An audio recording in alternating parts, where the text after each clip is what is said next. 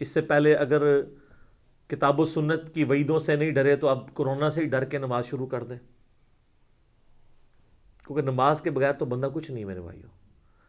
سورہ الروم میں اللہ تعالیٰ نے فرمایا منیبین الیہ واتقوا، رجوع لاؤ اللہ کی طرف اور اس سے ڈر جاؤ، وَأَقِيمُوا الصَّلَاةَ، اور نماز کو قائم کرو، وَلَا تَكُونُوا مِنَ الْمُشْرِكِينَ، اور دیکھو مشرکوں میں نہ ہو جاؤ۔ یعنی سورہ روم میں اللہ تعالیٰ نے فرمایا جو نماز قائم نہیں کرتا وہ مشرکوں میں سے ہے، یہ عمل مشرکوں والا ہے۔ پاکستان کے شناختی کارڈ میں اسے مسلمان لکھ دیا جائے گا، اللہ کے ہاں نہیں ہے۔ اور پھر جو صحیح مسلم میں 246 نمبر حدیث ہے، ترمذی میں بھی موجود ہے کہ بندے کے کفر اور اسلام، شرک اور ایمان کے درمیان فرق نماز ہے۔ جناب جامعہ ترمذی میں موجود ہے، ایک تابعی ہیں سیدنا عبداللہ بن شقیق، وہ فرماتے ہیں کہ صحابہ کرام ترک نماز کے علاوہ کسی اور گناہ کو کفر نہیں سمجھتے تھے سوائے ترک نماز کے۔ صحابہ کرام یعنی ترک نماز کرنے والے کو کافر سمجھا کرتے تھے۔ آپ کے شناختی کارڈ مسلمان ہی ہے، وہ اس سے کوئی فرق نہیں پڑتا، آپ جتنا مرضی کہتے رہے۔ پھر جامعہ ترمذی میں حدیث ہے جس نے جان بوجھ کے نماز چھوڑ دی، اللہ کا ذمہ اس سے اٹھ گیا، اس نے کفر کیا، عملاً وہ کافر ہے۔ ہم عقیدے میں اسے کافر نہیں کہتے اعتقاداً، لیکن عملاً تو کافر ہے۔ تو آپ نے عملاً کفر کے ساتھ اللہ کے سامنے پیش ہونا ہے، نعوذ باللہ من ذالک۔ پھر سنن ابی داؤد میں حدیث ہے قیامت والے دن سب سے پہلے نماز کے بارے میں سوال ہوگا، اگر وہ اس سوال میں فلاح پا گیا تو وہ فلاح پا گیا، اور اگر وہ اسی میں فیل ہو گیا تو اگلے سوالات میں بھی فیل ہو گیا۔ پھر مسند امام احمد میں حدیث ہے، مشکات المصابیح کے اندر بھی موجود ہے، نبی علیہ السلام نے فرمایا کہ قیامت والے دن نماز انسان کے لیے نور ہوگی، دلیل ہوگی اور نجات کا ذریعہ ہوگی، جو نماز پڑھنے والا ہے، اور جو بے نمازی ہے اس کے لیے نہ کوئی نور ہوگا، نہ کوئی دلیل، نہ نجات، الٹا اس کا حشر حامان، فرعون، قارون اور امیہ ابن خلف کے ساتھ ہوگا، والعیاذ باللہ تعالی۔ اللہم اجرنا من النار، اللہم من احییتہ منا فاحیہ علی الاسلام ومن توفیتہ منا فتوفہ علی الایمان۔ سنن ابن ماجہ میں حدیث ہے، ابو درداء رضی اللہ تعالیٰ عنہ کہتے ہیں مجھے میرے خلیل محمد رسول اللہ نے یہ نصیحت کی تھی کہ اللہ کے ساتھ شرک نہ کرنا، خواہ تمہارے ٹکڑے ٹکڑے کر دیے جائیں یا تمہیں آگ میں زندہ جلا دیا جائے، شرک نہ کرنا۔ اور دوسری وصیت کیا کی؟ آپ صلی اللہ علیہ وآلہ وسلم نے فرمایا کہ جان بوجھ کر کبھی نماز نہ ترک کرنا ورنہ اللہ کا ذمہ تمہارے معاملے میں اٹھ جائے گا۔ اور تیسرا فرمایا کہ شراب نہ پینا یہ تمام برائیوں کی جڑ ہے، والعیاذ باللہ تعالی۔ تو اب یہ کئی لوگ کلپ دیکھیں گے، چاہے وہ کورونا کے ڈر سے ہی دیکھ لیں، ان کے لیے میں آسانی کے طور پہ نماز کی ترغیب کے اعتبار سے بتا دوں کہ میرے بھائیوں دن رات میں صرف 17 رکعتیں آپ پڑھ لیں تو کتابوں کے خدا نے ہمیں جو بتایا نا، آپ کی پرسش کوئی نہیں ہونی۔ صرف 17 رکعتیں، 2 فجر کی، 4 ظہر کی، 4 عصر کی، 3 مغرب کی، 4 عشاء کی۔ باقی سب نفلی باتیں، آپ انہیں سنت مؤکدہ کہہ دیں، آپ انہیں وطر کہہ دیں، آپ نوافل کہہ دیں۔ جو اوبلیگیٹری نماز ہے نا، جس کی پرسش ہونی ہے، وہ 17 رکھتے ہیں، جس پہ سنی شیعہ کا اجماع ہے۔ اس کی سپورٹ میں حدیث بخاری مسلم دونوں میں حدیث ہے، ایک دیہاتی شخص نبی علیہ السلام کے پاس آیا تو اس نے کہا یا رسول اللہ مجھے کوئی عمل بتائیں میں جنت میں چلا جاؤں۔ آپ نے فرمایا کہ اللہ تعالیٰ کے ساتھ کسی کو شریک نہ ٹھہراؤ، صرف اسی کی عبادت کرو، تم جنت میں داخل ہو جاؤ گے۔ 5 وقت کی فرض نماز کو قائم رکھو، فرض زکوٰۃ ادا کرو اور فرض روزے رکھو۔ حج اس وقت تک فرض نہیں ہوا تھا۔ یہ 4 باتیں آپ نے ارشاد فرمائی۔ شرک نہیں کرنا، شرک پہلی چیز ہے بھائی جی جس تو بچنا ہے۔ اس کے بعد نماز، فرض زکوٰۃ اور فرض روزے۔ تو اس نے کہا یا رسول اللہ صلی اللہ علیہ وسلم نہ میں اس میں کوئی زیادہ کروں گا نہ اس میں کوئی کمی کروں گا، یعنی میں نے سے زیادہ بھی نہیں پڑھنی، کم بھی نہیں پڑھوں گا۔ اور یہ بات کہتا ہوا وہاں سے نکل گیا۔ نبی علیہ السلام فرمایا کسی نے جنتی کو دیکھنا ہے اس شخص کو دیکھ لے۔ اچھا، اسی کو سپورٹیو ایک اور طریقہ ہے بخاری اور مسلم میں، وہ بھی بخاری مسلم دونوں میں ہے، کہ ایک اس طرح نجد کا رہنے والا ایک پینڈو شخص جو پرانگدہ حالت تھی جس کی حضور کے پاس آیا، تو وہ اسی لیے آیا کہ اللہ کے نبی علیہ السلام کے اوپر ایمان لے کر آئے۔ تو اس نے پوچھا یا رسول اللہ صلی اللہ علیہ وسلم بتائیں اسلام کیا ہے؟ تو آپ نے فرمایا اسلام یہ ہے کہ تم 5 وقت کی فرض نماز کو قائم رکھو۔ اس نے کہا یا رسول اللہ فرض کے علاوہ بھی ہے کچھ؟ فرمایا ہاں نفل ہیں، وہ تمہاری مرضی، اگر پڑھنا چاہو تو پڑھ لو، نہیں پڑھنا چاہتے نہ پڑھو۔ اور یاد رکھیے گا احادیث میں سنت کی ٹرم یوز نہیں ہوتی ہے، یہ محدثین کی ٹرم ہے۔ سنتیں جو ہم موقدہ پڑھتے ہیں ان کو بھی نفل کہا جاتا ہے، نفل ان کہا جاتا ہے اضافی نماز۔ انفال مال غنیمت اضافی مال، نفل کا مطلب ہی اضافی چیز ہے۔ پھر نبی علیہ السلام نے فرمایا کہ فرض زکوٰۃ ادا کرو۔ اس نے کہا رسول اللہ فرض زکوٰۃ وہ جو 2.5% ہے، اس کے علاوہ فرمایا اس کے علاوہ نفلی صدقات وہ تمہاری مرضی کر لو، نہیں کرنا چاہتے نہ کرو۔ پھر آپ فرمایا فرض روزے رکھو رمضان کے۔ کہا رسول اللہ اور روزے؟ فرمایا وہ نفلی روزے ہیں تمہاری مرضی، منڈے کا، تھرسڈے کا، ایام 20 کے روزے جو بھی ہیں وہ رکھنا چاہو تمہاری مرضی ہے، لیکن فرض یہی ہے۔ تو اس نے کہا کہ اس رب کی قسم جس کے قبضے قدرت میں میری جان ہے، نہ میں اس میں کوئی زیادتی کروں گا، بس جتنا دسیا اس تو اگے نہیں میں، نہ اس میں کمی کروں گا۔ اور یہ وہ صحابہ کہتے ہیں یہ کہتا ہوا وہاں سے نکل گیا، تو آپ صلی اللہ علیہ وآلہ وسلم نے فرمایا کہ اگر یہ اپنی بات پہ قائم رہا تو یہ نجات پا گیا۔ یہ بالکل کلیئر کٹ ہے کہ فرض نماز آپ نے قائم رکھنی ہے۔ اچھا لوگوں کو یہ بات سمجھ نہیں آتی، تو میں نے ان کے لیے اینٹی وینم اور پھکی تیار کی ہے ایک، کہ کبھی آج تک کسی نے کہا ہے کہ جو پیر اور جمعرات کا روزہ نہ رکھے اس کے رمضان کے روزے قبول ہی نہیں ہوں گے۔ تو یہ نفلی روزے نہیں ہیں، سنت روزے ہیں۔ ایام 20 کے 13، 14، 15 کے بخاری مسلم میں حدیث ہے کہ چاند کی 13، 14، 15 کو آپ علیہ السلام نے کبھی روزے نہیں چھوڑے۔ یہ سنت موقدہ ہیں یہ والے بھی روزے۔ کبھی کس نے کہا جو یہ نہ رکھے اس کے رمضان کے نہیں ہوں گے۔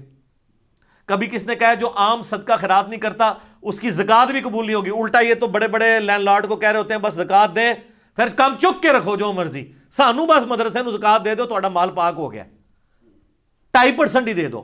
نماز کے بارے میں کیوں ساتھ رکھتے ہیں اور ایڈ کرتے ہیں؟ چھڑی عشاء دی 17 رکعتاں دس دیتیاں نے صرف عشاء کی، حالانکہ دن رات میں 17 رکھتے تھی، 2 فجر، 4 ظہر، 4 عصر، 3 مغرب، 4 عشاء۔ انہوں نے کتنا ظلم کیا، اور لوگوں نے نماز پڑھنی چھوڑ دی اس کی وجہ سے۔ الحمدللہ ہماری ویڈیوز کی برکت سے ہزاروں لوگوں نے نماز شروع کی ہے، جب ان کو یہ آسانی پتہ چلی کہ یار اصل نماز تو یہ ہے جس کا سوال ہونا ہے۔ پھر دوسری سہولت ہم نے دے دی نماز جمع کرنے والی، کہ بھئی مسلم شریف میں اوپر تلے 10 احادیث ہیں 1629 سے آن ورڈ کہ اللہ کے نبی علیہ السلام نے بغیر خوف کے، بغیر بارش کے، اور مدینہ شریف میں بغیر سفر کے ظہر اثر کی نماز جمع کی اور مغرب اور عشاء کی۔ تابعین نے پوچھا کیوں کیا؟ تو ابن عباس نے کہا تاکہ امت کے لیے آسانی ہو جائے اور کوئی تنگی باقی نہ رہے۔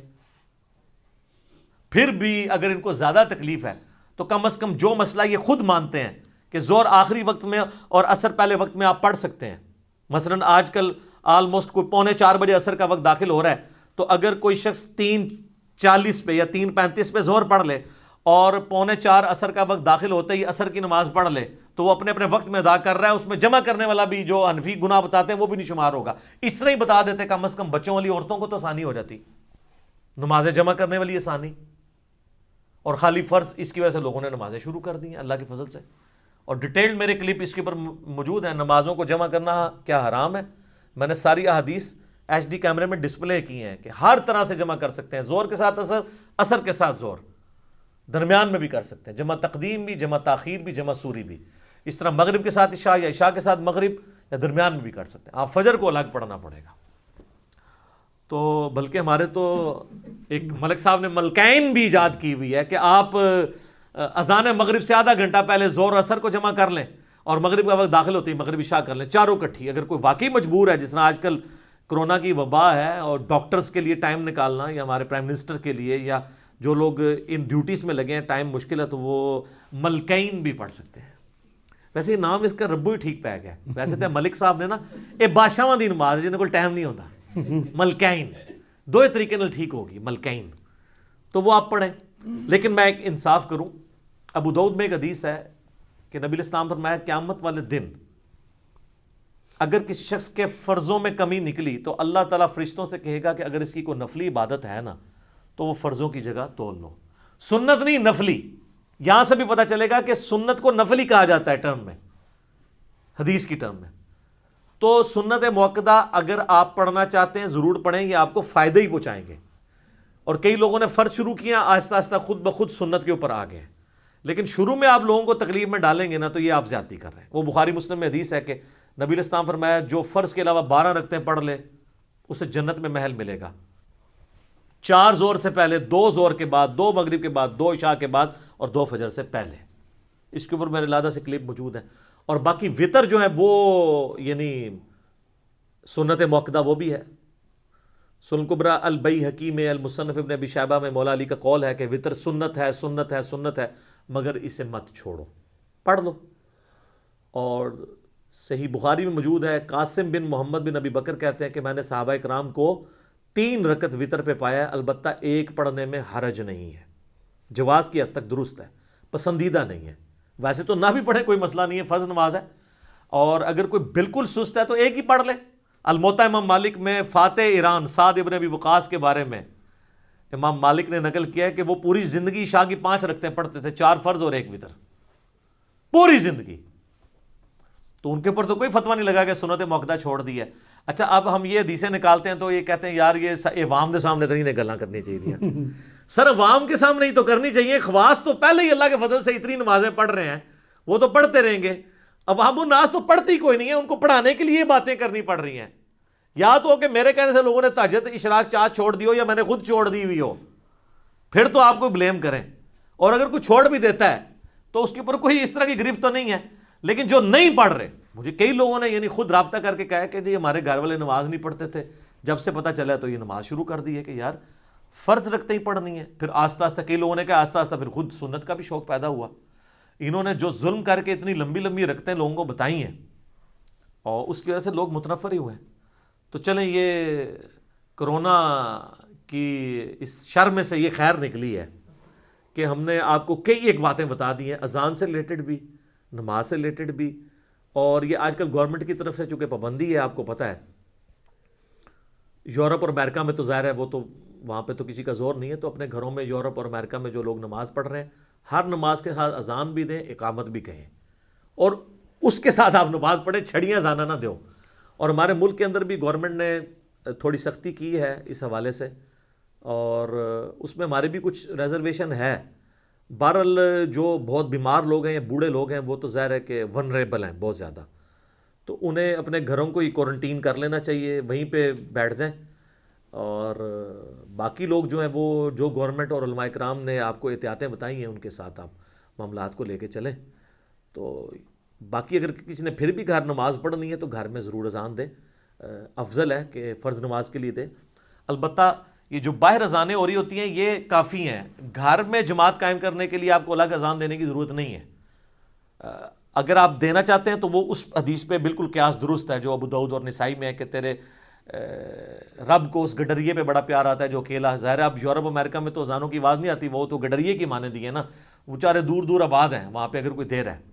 اور یہاں پہ میں اسلامی بہنوں کے لیے ایک مسئلہ بتا دوں، وہ اکثر پوچھ رہے ہوتے ہیں کہ جی اذان کا انتظار کرنا ضروری ہے؟ نہیں، جیسے ہی آپ کے ٹائم ٹیبل کے مطابق ٹائم داخل ہو جائے نماز کا، اذان جماعت قائم کرنے کے لیے ہے، اقامت جماعت قائم کرنے کے لیے، نماز چونکہ بچوں اور عورتوں پہ جماعت واجب نہیں ہے، جیسے ہی داخل ہوا ہے، جس طرح آج جہلم میں وقت آلموسٹ 12:13 پہ داخل ہوا ہے ظہر کا، تو اذانیں تو یہاں پہ 1:45 شروع ہوتی ہیں کیونکہ 1 بجے نماز ہوتی ہے یا 1:30 بجے، تو 1:30 والے 1:15 دیتے ہیں، تو آپ 12:15 نماز پڑھ سکتے ہیں۔